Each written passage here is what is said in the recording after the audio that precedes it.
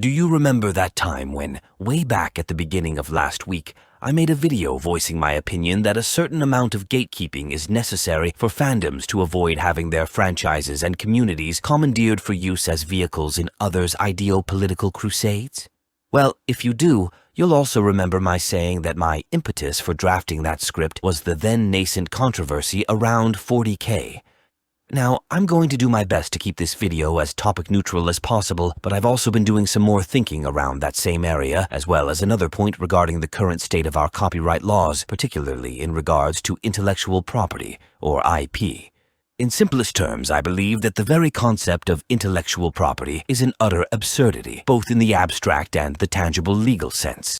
While, as a creative myself, I fully understand and appreciate the need to protect the individual creator's work from being gobbled up by the profiteering Goliaths, I also believe that they should either own their own work or else release it to the public wholesale. None of this selling off ideas to the highest bidder bullshit. As far as I'm concerned, once the original creator either dies or after a certain allotment of time has passed, their work should become common ground, either to be fertilizer for a new generation of creatives or to reside in the compost bin of history. My reasoning for this is that the alternative is a fundamental control of our popular culture being concentrated in the hands of those single-minded automatons who couldn't care less about society, creativity, or art, but who only see everything and everyone as an instrument of their own personal profits.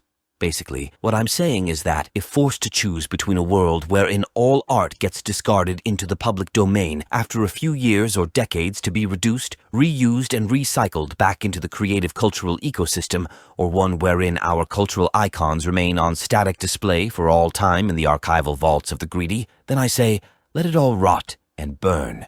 Let it all fall down. Let the fertile carcasses nourish new life. Let a new world grow fit and strong on the waste products of the old, rather than all go to waste under the immaculate glass of the uncultured fiends who rule over us. What does this have to do with the title, you ask? Well, the most tempting solution to the aforementioned problem is to let the ones who sow the crops be the ones who decide what seeds get planted where, right? Let the creators have full autonomy. Give them complete, perpetual control over their creations until they die, and then let it out to pasture to succeed or succumb on its own merits. Simply let natural selection and the free market run their course, right? Well, the problem with that is...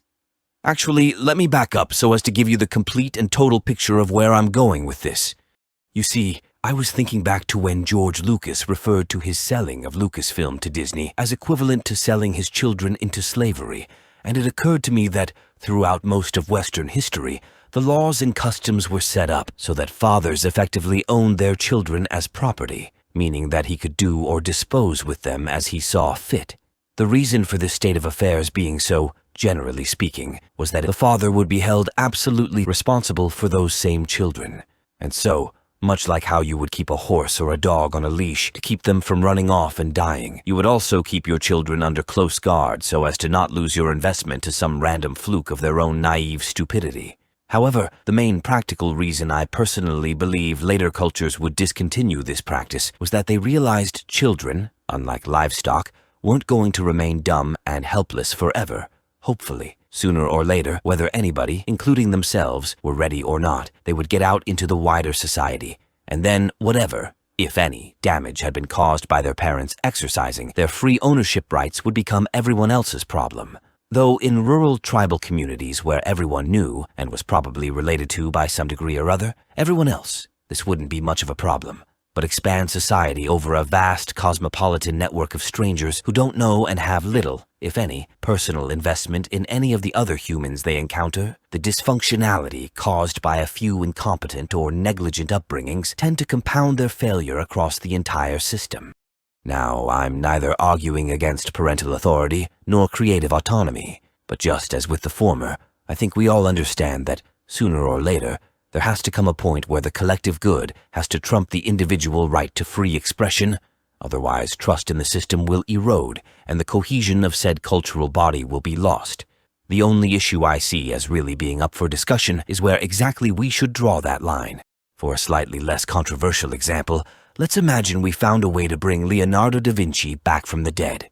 Now let's say we took him to the Louvre to see the Mona Lisa, and he said, "I don't like the way I did her nose. Throw that one away and let me remake it." Should we let him? He is the original creator. Does he have the right to discard all the history, all the cultural significance that's become attached to that particular work over the centuries? Or could he bestow such permission onto others?